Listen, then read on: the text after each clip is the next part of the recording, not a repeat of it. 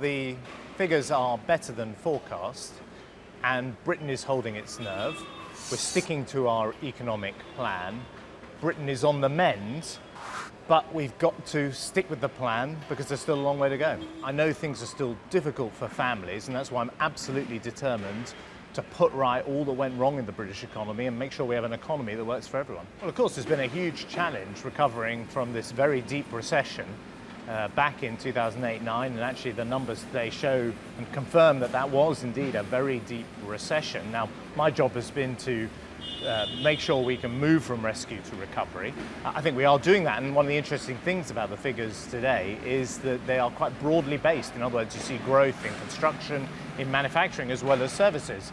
And that gives us some reason for optimism about the future direction of the economy. We do want the economy to rebalance. We want to make sure that Britain is no longer dependent, as it was before the crash, on financial services in one corner of the country. We've got to see all parts of our economy and all parts of our country growing. I think we are seeing encouraging signs of that. We see, for example, over 1 million jobs being created in the private sector.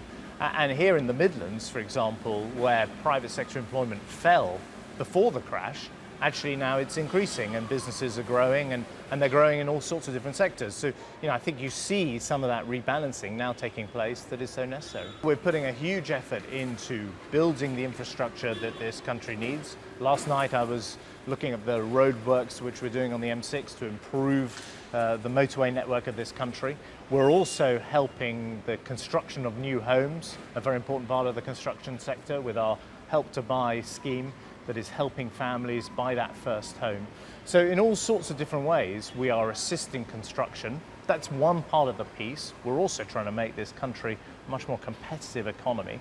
And look, you can start to see the results. There's jobs being created, that deficit coming down, an economy becoming more balanced.